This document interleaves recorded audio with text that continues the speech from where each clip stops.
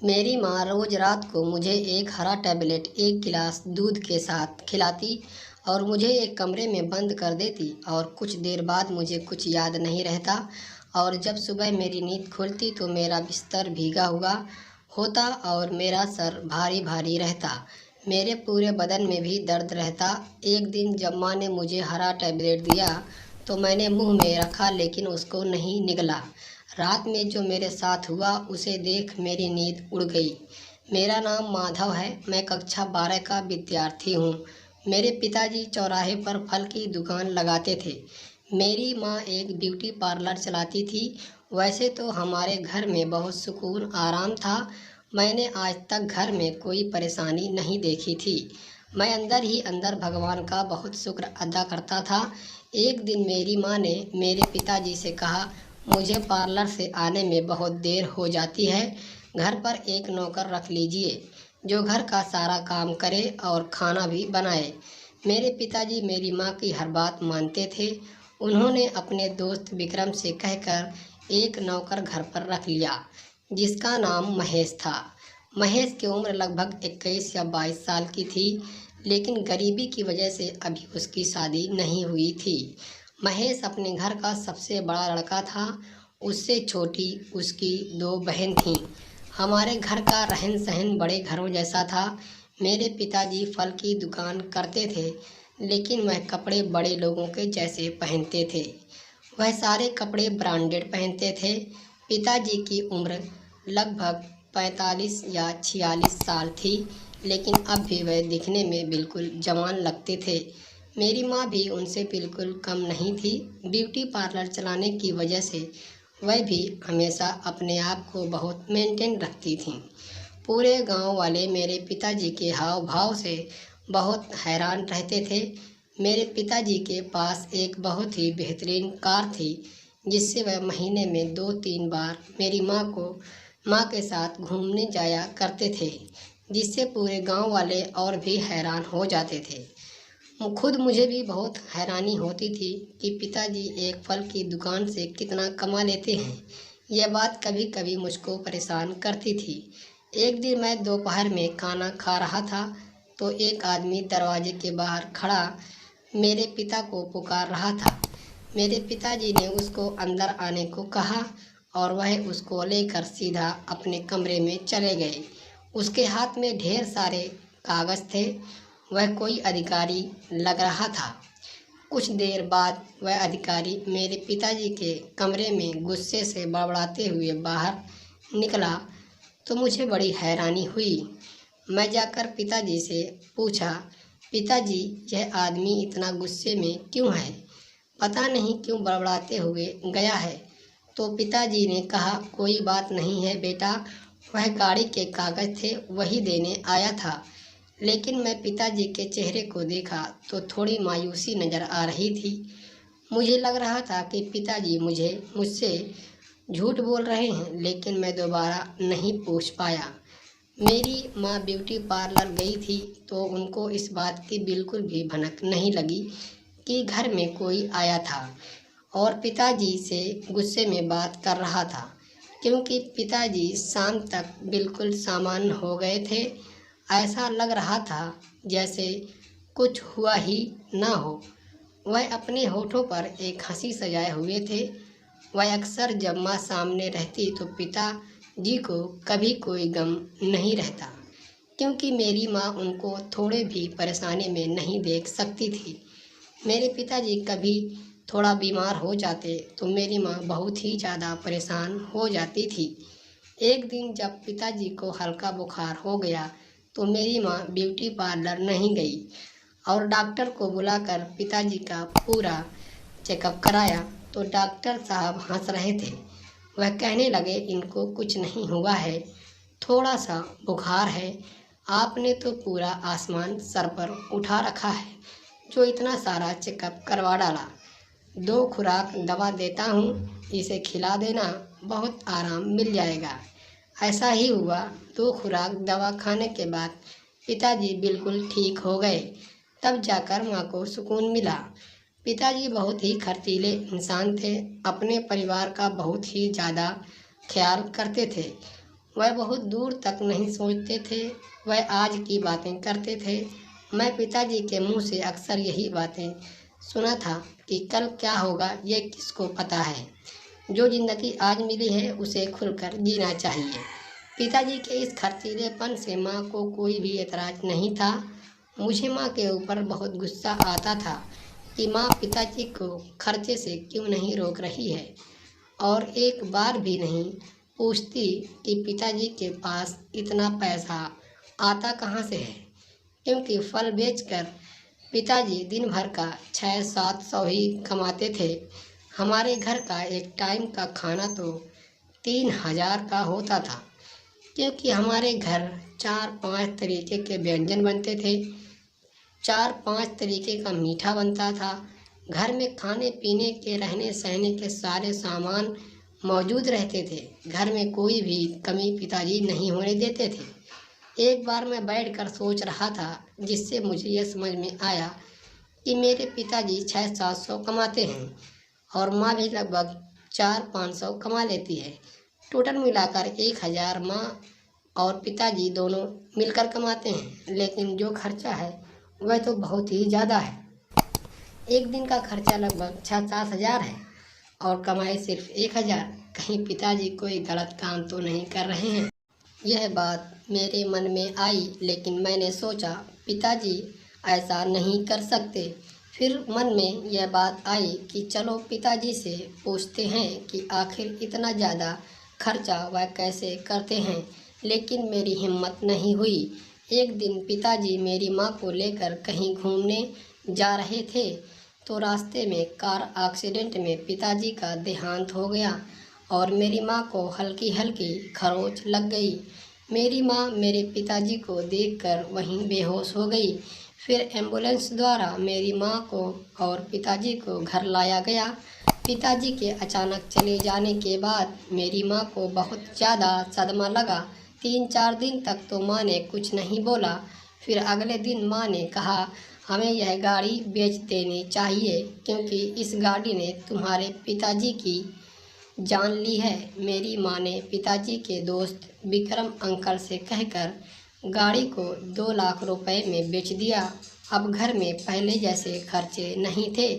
जिस तरह पिताजी घर में किसी चीज़ की कमी नहीं होने देते थे, अब माँ ने सारे खर्चे कंट्रोल कर लिए थे। एक दिन जब मैं कॉलेज से वापस आया तो दरवाजे पर मुझे वही आदमी बाहर आता हुआ दिखाई दिया जो पिताजी से मिलने कुछ दिन पहले ढेर सारे कागज़ लेकर आया था और बहुत ही ज़्यादा गुस्से में था और बड़बड़ाते हुए बाहर निकल रहा था। मैं जब अंदर गया तो माँ बहुत उदास बैठी थी। मैंने माँ से पूछा कि यह आदमी यहाँ किस लिए आया था, तो माँ ने कहा, कोई बात नहीं है बेटा, तुम्हारे पिताजी को पूछ रहा था। महेश भी बगल में खड़ा हुआ था। मैंने कहा, महेश क्या बात है? तो महेश कुछ नहीं बोला और अपने काम पर चला गया। मुझे उस आदमी का घर पर आना बिल्कुल भी अच्छा नहीं लगता था। वह जब आता था तो मेरे पिताजी परेशान हो जाते। आज आया तो मेरी माँ बहुत उदास दिख रही थी। कुछ बात थी जो माँ मुझसे छुपा रही थी। मैंने जानने की बहुत कोशिश की, लेकिन नहीं जान पाया। एक दिन मेरी माँ ने मुझसे कहा, बेटा ब्यूटी पार्लर से जो पैसे बचते हैं बस अब उसी से खर्च कर चलाना है। मैं चाहती हूँ कि अब महेश की छुट्टी कर दी जाए। अब हमारी इतनी औकात नहीं है कि हम घर में नौकर रखें। मैंने कहा, जैसा ठीक हो अम्मा जी वैसा कर लो।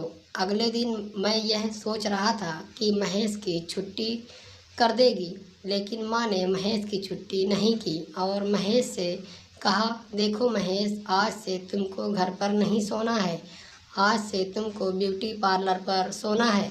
महेश ने माँ की बात मान ली और ब्यूटी पार्लर पर सोने लगा। 2-3 दिन बाद मैंने देखा कि महेश जब सुबह ब्यूटी पार्लर से आता तो बहुत ही थका थका रहता और उसके चेहरे की रंगत उड़ी उड़ी रहती। मैंने महेश से कहा, महेश तुम्हारी तबीयत तो ठीक है? महेश ने कहा, हाँ सब ठीक है, कोई बात नहीं है। जब महेश घर का सारा काम निपटा लेता, शाम को जब उसको ब्यूटी पार्लर जाना होता तो माँ उसे एक बोतल में दूध देती और कहती, महेश, इसे तुम सोने से पहले पी लेना, तुम्हारी तबीयत अच्छी रहेगी। मुझे समझ में नहीं आ रहा था कि आज तक माँ ने कभी महेश को दूध पीने को नहीं कहा था और अब बोतल में रोज़ दूध क्यों पीने को दे रही है। मैं 2-3 दिन से देख रहा था कि महेश की सेहत खराब हो रही थी और महेश जब भी सुबह पार्लर से वापस आता तो बहुत ही ज़्यादा थका थका रहता था और उसके चेहरे पर उदासी रहती थी। मुझे समझ में नहीं आ रहा था कि माँ जी उसको रात में दूध पीने के लिए देती हैं तो सेहत के लिए अच्छा है, तो फिर महेश की सेहत खराब क्यों हो रही है। मैं जाकर महेश से पूछा तो महेश, तुम मेरे बड़े भाई हो और छोटे भाई होने के नाते मैं पूछ रहा हूँ कि क्या बात है, आजकल तुम्हारी तबीयत कुछ ठीक नहीं रहती है। तो महेश ने कहा, जाने दो बाबू, कोई बात नहीं है, मैं एकदम ठीक हूँ। एक दिन सुबह मेरी माँ महेश का इंतज़ार कर रही थी, लेकिन महेश ब्यूटी पार्लर से घर नहीं आया तो मैंने कहा, पता नहीं क्यों इतना लेट हो गया, अभी तक महेश क्यों नहीं आया। माँ मुझे लेकर ब्यूटी पार्लर पर गई तो वहाँ महेश नहीं था। महेश जहाँ सोता था उसके तकिए के नीचे एक चिट्ठी थी जिसे माँ ने उठाया और पढ़कर तुरंत फाड़ दिया। मैंने कहा, माँ, इसमें क्या लिखा था। तो माँ ने कहा, महेश को अब हमारे यहाँ नौकरी नहीं करनी है। मैंने कहा, तो आपने चिट्ठी क्यों फाड़ दी। फिर माँ कुछ नहीं बोली और मुझको लेकर घर चली आई। अब माँ बहुत उदास रहती थी। 2 दिन तक माँ ब्यूटी पार्लर नहीं गई थी। एक दिन जब मैं कॉलेज से वापस आया तो घर में माँ के पास 3-4 जवान लड़कियाँ बैठकर बातें कर रही थीं। जब लड़कियों ने मुझे देखा तो मेरी तरफ देखती रह गई। उनके देखने का तरीका बहुत अजीब था। उनकी नज़र मुझको अच्छी नहीं लग रही थी। मेरा शरीर बहुत सुडौल था क्योंकि पिताजी ने मुझे बड़े प्यार से और खिला खिला कर पाला था। मैं 17-18 साल का एकदम जवान लड़का था और वह लड़कियां मेरी तरफ ललचाई हुई नज़रों से देख रही थीं। मुझे तो कुछ समझ में नहीं आ रहा था। उनमें से एक लड़की बोली, यह कौन है। तो माँ ने कहा, यह मेरा बेटा है। तो उनमें से एक लड़की ने कहा, चलो अब तो मज़ा आ गया। उनके बात करने का तरीका बहुत ही ख़राब था। वह लड़कियां बहुत अमीर घराने से लग रही थीं। फिर मैं वहाँ से चला गया और वह लड़कियां भी चली गईं। फिर मैंने जाकर माँ से पूछा, माँ, यह सब कौन थीं। तो माँ ने कहा, यह सब मेरी कस्टमर हैं। 2 दिन से ब्यूटी पार्लर नहीं खोली हूँ तो घर पर चली आई थीं हाल चाल लेने के लिए। लेकिन मुझको माँ की बातों में बिल्कुल भी सच्चाई नज़र नहीं आ रही थी। बात कुछ और लग रही थी। अगले दिन शाम को जब माँ ब्यूटी पार्लर से वापस आई तो बहुत ही उदास थी। मैंने माँ से कहा, क्या बात है माँ जी। तो उन्होंने कहा, कोई बात नहीं है बेटा, तुम्हारे पिताजी की याद आ रही थी। जब रात हुई तो माँ ने मुझे एक हरा टैबलेट और 1 गिलास दूध दिया और कहा, बेटा, इस टैबलेट को खाकर दूध पी लेना, इससे तुमको पढ़ाई लिखाई करने में बड़ी मदद मिलेगी। मैंने टैबलेट एक वैद्य से लिया है। अब तुम्हें इस घर का सहारा हो और मैं चाहती हूँ तुम कॉलेज टॉप करो। मैंने हरा टैबलेट खाया और दूध पी लिया। मुझे बहुत गहरी नींद आ गई। जब सुबह उठा तो मेरा बिस्तर गीला था और मेरे कपड़े गंदे थे और मुझे बहुत थकावट महसूस हो रही थी। यह बात माँ ना जान जाए इसलिए मैंने सुबह उठकर जल्दी जल्दी नहा लिया। अब यह बात मेरे साथ रोज़ होने लगी थी। मैं बहुत ही परेशान था। मैंने सोचा, कहीं ऐसा तो नहीं कि रात को जो टैबलेट माँ मुझे खिलाती है वह नुकसान तो नहीं कर रही है। इसलिए एक रात को जब माँ ने मुझको हरा वाला टैबलेट दिया तो मुंह में उसको मैंने दबा लिया और पूरे दूध को पी गया। फिर उस टैबलेट को बाहर कचरे में फेंक दिया। फिर मेरे साथ रात में जो हुआ मैं तो हैरान हो गया। वहीं 3-4 लड़कियां मेरे कमरे में आईं और मेरे साथ ज़बरदस्ती करने लगीं और हुआ मैं बयान नहीं कर सकता। कमरे के अंदर से चिल्लाया तो माँ ने दरवाज़ा खोला और लड़कियों से कहा, तुम लोग यहाँ से चली जाओ, मैं तुमसे बाद में बात करूँगी। मैंने कहा, माँ जी ये सब क्या है? तो माँ ने कहा, घबराओ नहीं, मैं तुम्हें सुबह सब पता दूंगी। माँ ने मुझे कमरे के अंदर बंद कर दिया। सुबह जब मैं उठा, दरवाजे के पास एक चिट्ठी थी। उसमें लिखा था, बेटा मुझे माफ़ कर देना। आपके पिताजी जो हमारे ऊपर इतना खर्चा करते थे, उन्होंने एक लोन कंपनी से 15 लाख का लोन लिया था, जो 10 लाख रुपए तुम्हारे दादा की सब ज़मीन बेचकर मैंने अदा कर दिए। लेकिन लोन के 5 लाख बाकी थे, जो मैं घर बेचकर अदा नहीं कर सकती थी। 2 लाख जो गाड़ी बेची थी उसके, और 2 लाख रुपए जो महेश ब्यूटी पार्लर पर सोता था उन लड़कियों ने मुझे दिए थे, और 1 लाख तेरे साथ सोने का लड़कियों ने दिए हैं। 5 लाख टोटल हैं, मेरे कमरे में अलमारी में रखे हैं। जो आदमी तुम्हारे पिताजी के पास आता था, वह आदमी एक लोन कंपनी का एजेंट है। जब वह आदमी घर पर आए तो उसको 5 लाख रुपए देकर कागज़ पर साइन कर कर अपने पास रख लेना। आपकी माँ। उस चिट्ठी को पढ़कर मैं बहुत रोया। मेरी माँ घर छोड़कर चली गई थी। एक दिन मैं टीवी देख रहा था तो एक मंदिर में भजन हो रहा था। यहाँ मेरी माँ मुझे दिखाई दी। मैं मंदिर का पता लगाकर वहाँ गया और फिर माँ को घर वापस ले आया। दोस्तों, कहानी कैसी लगी कमेंट बॉक्स में ज़रूर बताएं और कहानी को शेयर और लाइक करें। चैनल को सब्सक्राइब करना ना भूलें।